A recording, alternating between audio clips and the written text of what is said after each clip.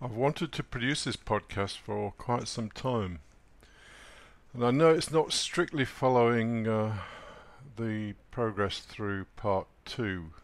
In fact, the proposition I'm going to focus on, proposition 48, is right near the end of part two.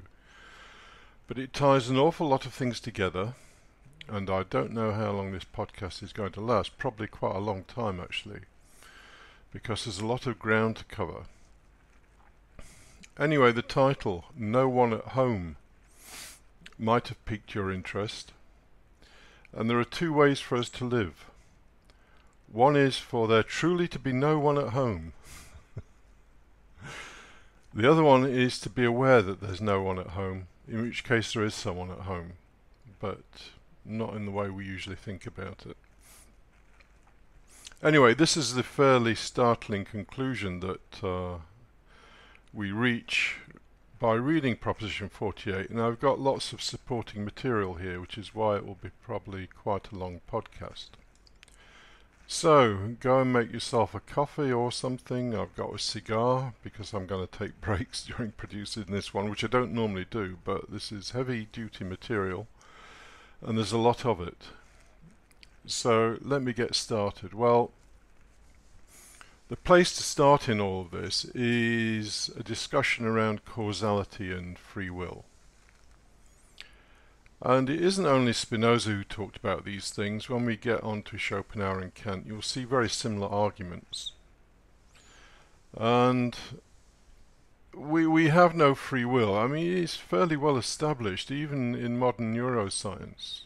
And the example that I've quoted before is that an experiment was done where someone was asked to raise their right or left hand just randomly, and several seconds before they actually raised one of their hands, the thing that was connected to their head, the whatever it is, showed that they were going to raise their whichever hand it was, the right hand, say, before the person actually knew it.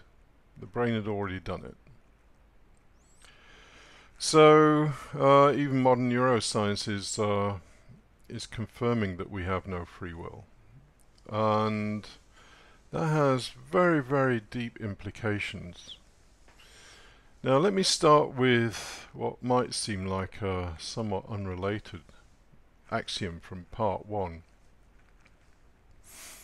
Spinoza says all things that are either in themselves or in something else. It seems like a very obvious statement, but it's very, very deep. It's something I pondered on for an awful long time because I see the ramifications of it. Now, Spinoza claims that the only thing that is in itself, and in doesn't mean space-wise, it just means exists within itself. The only thing that exists within itself is God or substance.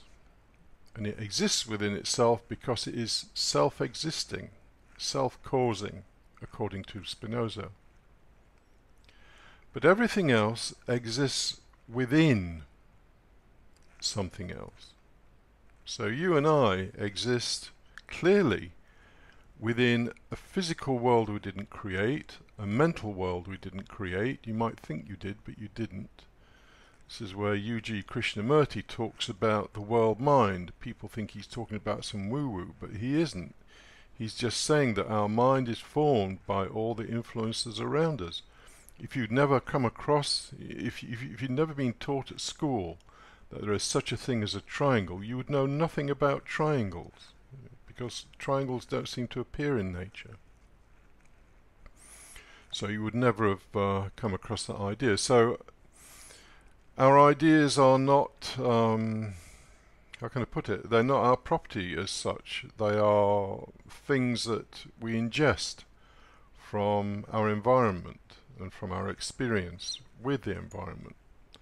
So physically we exist in the physical universe. If you deprive someone of sensory input for even a few minutes, they will die. And in fact, I think it's even a few seconds. They will just instantly become insane and die. Deprive them of air for a few minutes, they die. so on and so forth. We depend entirely upon our environment. We exist in, our bodies exist in, are part of something else, and are influenced by that something else 24/7. Even when we're asleep, we're slightly cognizant of the environment. If there's a noise in your bedroom at night, you will wake up because there's a background process going on. So, we exist in something else. We do not exist as an island. We do not exist in ourselves. Very deep statement, and the implications of it are very, very deep. And then I'll go to the last proposition in part 1, where he says, nothing exists from whose nature and effect does not follow. So all the things around you are producing effects, and you are producing effects. And these effects all influence each other, and it's just a huge matrix of cause and effect. And well, I was going to go into a bit of a digression there about physics. I will very briefly. There are things that in physics we can't predict, but if we had all the information we could, but we don't have all the information. So a dripping tap is a good example. Physics cannot predict when the next drop of water will drip out of a tap. It's what's called an unstable system, and anything can set that drip off. A lorry or a truck passing on a road somewhere nearby, someone turning a tap on somewhere else in the house, or maybe another house, will force a drip to come out of the tap. So everything is affecting everything else, and he goes on to say, whatever exists expresses God's nature. Now, I will produce a podcast on this whole thing of expression. It's very, very important. Everything expresses God's nature. Stalin expressed God's nature. Hitler expressed God's nature. Jesus Christ expressed God's nature. Of course, this goes into the whole good and evil thing, which I'm not going to go into, but I've got a quote later where Spinoza explicitly says something on this. So whatever exists expresses God's nature or essence in a definite and determinate way. That is, whatever exists expresses God's power, which is the cause of all things, in a definite and determinate way. These words, definite and determinate, Spinoza is saying there is no contingency. It's all absolutely necessary. It's definite and determinate. And so some effect must follow from it. You'll get a different angle on all of this when we go through Kant and Schopenhauer, but it says basically the same thing. It's just a different, looking at it from a different angle. So to skip outside of Spinoza for a moment, the definition of the principle of sufficient reason, which is the mother concept in all of this. We'll go through that in some depth when we get to Schopenhauer. But the principle of sufficient reason, Schopenhauer's definition that he Schopenhauer accepts everything grudgingly. Anyway, the definition that he grudgingly accepted from Wolff, or Wolff, is nothing is without a reason why it is, rather than is not. There's a ground, as they call it in philosophy, for everything. There's a ground why you are in a good mood today or a bad mood, or maybe an indifferent mood. There is a reason for it. Nothing is without its reason. And Spinoza's fairly explicit about all of this, so in The Improvement of the Understanding, he says, as far as I know, they never conceived a soul. He's talking about the ancients here. As far as I know, they never conceived a soul, for soul, read mind. They never conceived a mind, as we are here doing, as acting according to fixed laws, a sort of spiritual automaton. We're automata. We are slaves of God. I shall get onto that in a moment. So to believe in free will that we suddenly do something spontaneously and there is absolutely no cause for it, is to believe in uncaused effects, which again, when we get onto Kant particularly, you will see is an absolute nonsense of an idea, because cause and effect is part of us, but that's a whole other story. So let's get on to this next slide, which is to talk about slavery. The first quote is from the short treatise, chapter 18 in part 2 of that work. When I came across this, I objected to it. I can't tell you how much I objected to this statement. Still a little bit of a niggle going on inside, but I see the wisdom of it. We are truly servants, aye, slaves of God. Slaves. No room for what we think might be initiative or freedom. We are slaves, right down to the last atom, the last thought, the last desire or impulse. We are slaves. Slaves of God, well, the word God, replace it with nature if you want, or nature with a capital N, the active manifesting aspect of existence. We are slaves of God, and that it is our greatest perfection to be such necessarily. Two words in there that are very important. Perfection. Perfection equals reality equals power. That it is our greatest power to be such necessarily. In other words, we have no choice.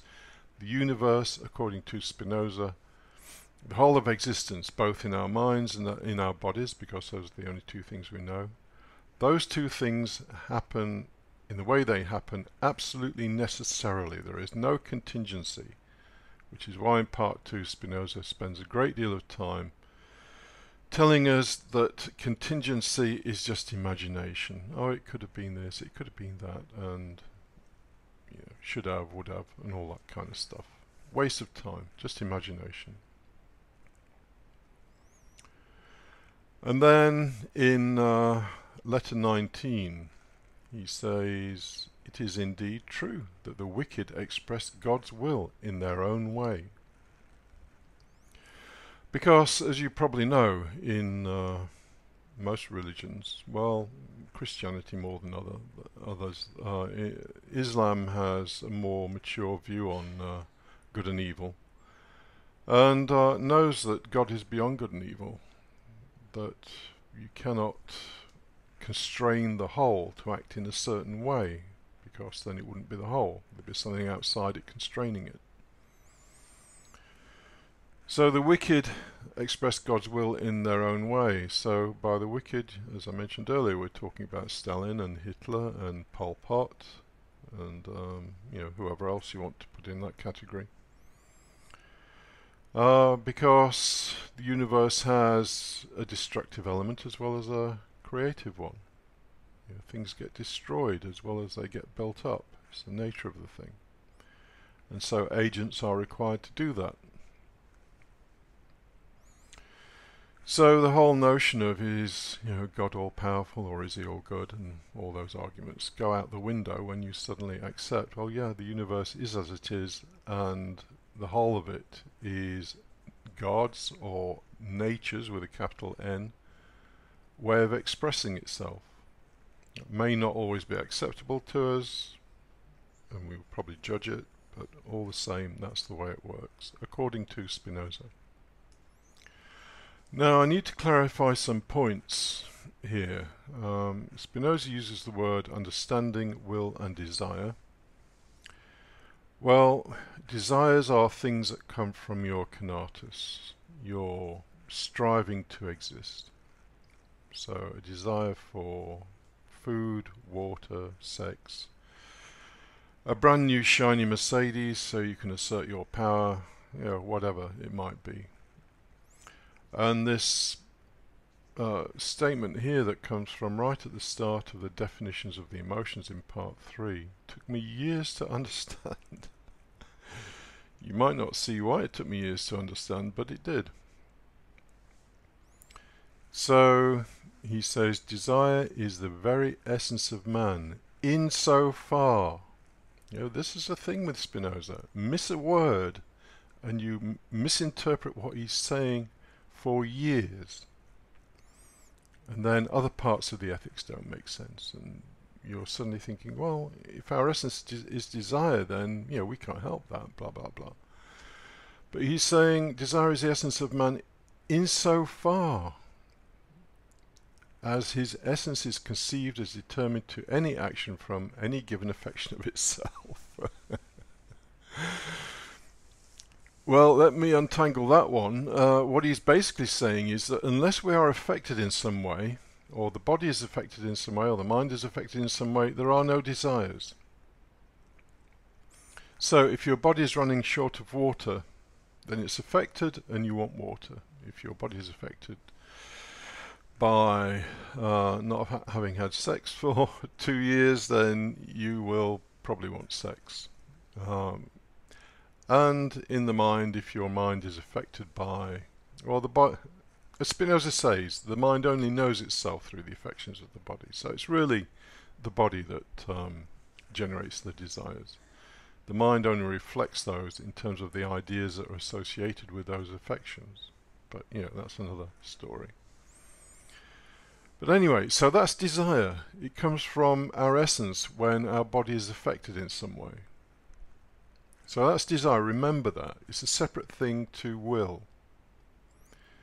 Will is always an affirmation or negation of an idea. So and I've given this example before, but we walk past an ice cream booth and we look in the window and we immediately desire an ice cream. Why do we desire it? Well, because maybe we've had one before. Maybe, mother used to buy us an ice cream on our days out to a park, and so we got nice memories associated with it. There's always a reason. So we desire an ice cream. The body wants it, makes it feel good. So we're affected by literally just looking at the ice cream. The body is affected by the image of the ice cream. And so a desire arises. But then we have to affirm or negate that idea. And that is where the will is involved. The will affirm or negate that idea based on your understanding. So again, to use the example I usually quote, if you've just read a book about the evils of sugar and fat, and that's fresh on your mind, that idea may dominate. And so you may negate the idea of the ice cream. But if it's a blisteringly hot day and you feel like you need something to cool you down a little bit, then you may affirm the idea of the ice cream. Depends on the circumstances and the ideas that you have at that particular moment in time. So that's from Proposition 49. So when Spinoza says will and understanding are one and the same thing, he's basically saying that you will, as you understand, so you will. So if you understand that the penalty for stealing that very nice Mercedes car is possibly 5 years in jail and a whole pile of shame, then you probably won't go and do it, even though you desire it. So will and understanding are one and the same thing. And he goes on to say, will and understanding are nothing but the particular volitions and ideas. But a particular volition and idea are one and the same thing. Every idea that you have in your mind has an affirmation or negation associated with it. The moon is not made of green cheese. Steak, I like it, or steak, I don't eat it because I don't like animals being killed. Whatever it is, there's always an affirmation or negation associated with an idea. Therefore, will and intellect are one and the same thing. Now, what I did do here was I replaced the word intellect in two instances with the word understanding, because this is from Shirley, and Shirley uses the word intellect and understanding interchangeably, which I don't like, whereas Elwes uses the word understanding consistently, which I do like, because we're talking about understanding. So, if you read the Shirley version, you'll see the word intellect there, but I think it's less meaningful than the word understanding. Okay, well, let's get on to proposition 48, 20 minutes in. So, Spinoza starts in a fairly uncompromising manner. He says, in the mind, there is no absolute or free will. We're automata, as he stated earlier. Now, the title of this is No One at Home.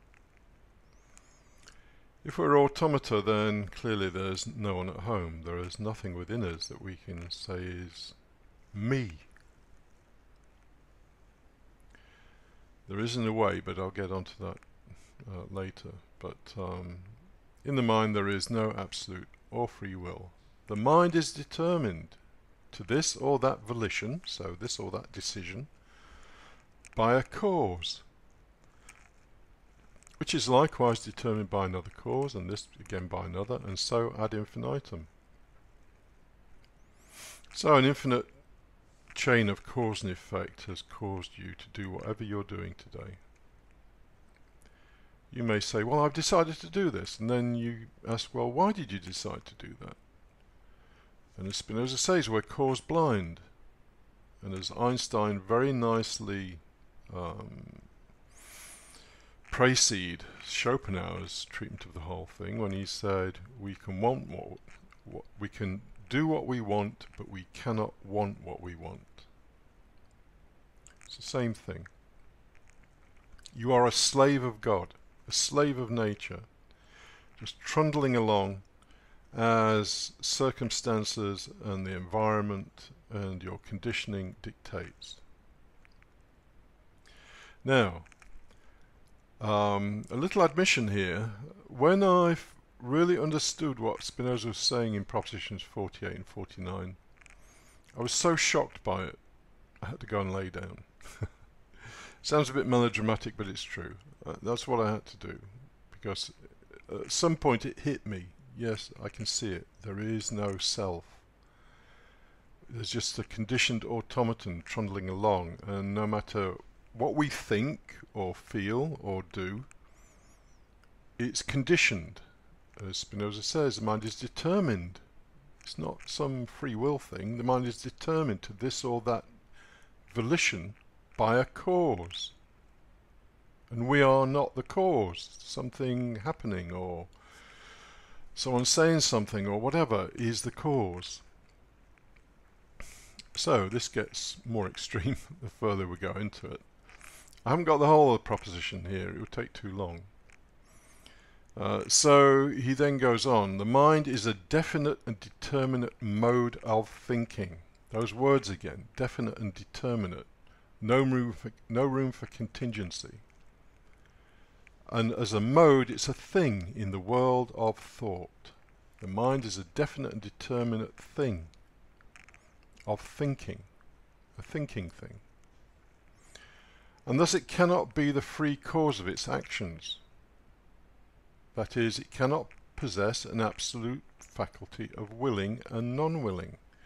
It must be determined to will this or that by a cause, which likewise is determined by another cause, and this again by another.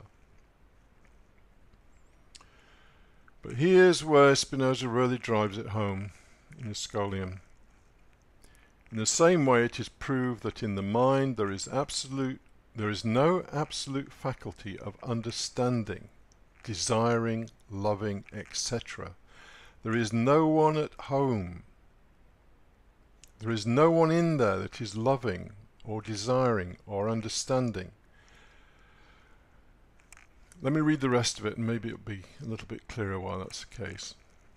Hence it follows that these and similar faculties are either entirely fictitious or nothing more than metaphysical entities or universals which we are wont to form from particulars. There are only particulars. Someone tells you something, you understand it, but there is no faculty of understanding. It's just a discrete event. Someone you know you love very dearly. You don't have a faculty of loving. It's a discrete event. That person gives you pleasure and you love them. You wouldn't love someone who gave you pain. So intellect and will bear the same relation to this or that idea, this or that volition, as stoniness to this or that stone, or man to Peter and Paul. He's just saying that we abstract. And we say we have a faculty of understanding. We have understanding, but we do not have a faculty of understanding. There's nothing in there. There are just discrete events, or just discrete ideas that constitute our database of understanding, one way of putting it. Or there's a whole pile of discrete events that cause us to desire things, but we have no faculty of desiring, no faculty of loving, no faculty of hating, no faculty of whatever it is you might happen to think you are. And then the proposition goes on later with really just an expansion on these ideas. It's worth reading. So no one at home, not in a functional sense, not in the world of phenomena. This is a big thing I learnt with some people in California. The world of phenomena is just, it's just stuff, just things happening, of which we are a part, and we call all that stuff happening and the effects on us. Well, as it's said in the Gurdjieff work, the only part of you that is real is your attention. So, if you can use your attention to sense your body, I gave the 3-centered exercise earlier in a previous podcast. It's pure use of attention. It's the only thing that's real within you. All the rest is just, from our point of view, circumstantial. From Spinoza's point of view, it's the fact that we are slaves of God. And you can either know that and observe it and understand it, or you can be completely unaware of it, and as Spinoza says, be an unconscious slave. And Gurdjieff said the same thing. That's the only choice you have. Be conscious of your slavery, or unconscious and live as a thing, as Gurdjieff would say. So, no one at home, apart from attention. That's the only thing that can possibly bring any sense of reality. And as I've stated many times, the ultimate use of that attention is to sense to sense existence. I was going to say your existence. In a sense, there is no you. But to sense existence, the existence of your body, the existence of things, the existence of your thoughts. And it's not the things and the thoughts that matter. It's the fact that you acknowledge them as actually existing, to use Spinoza's words. If you do that long enough, and let me finish on one point here, before it gets to half an hour. That 3-centered exercise is very powerful. Don't overdo it. There's, for most people, there's a very tight bond between their ideas about themselves, their ideas they have in their minds, their concepts, their sense of their body and their emotions. To start separating out from that a little bit can be stressful. So don't overdo that exercise. Anyway, I hope you've enjoyed that. I've enjoyed it. I've been dying to do this podcast for a long time, and I'm even more dying to do Proposition 49, but I'll probably wait until we've done more in part 2. So, enjoy your day, whatever it brings, but just remember, it's not you.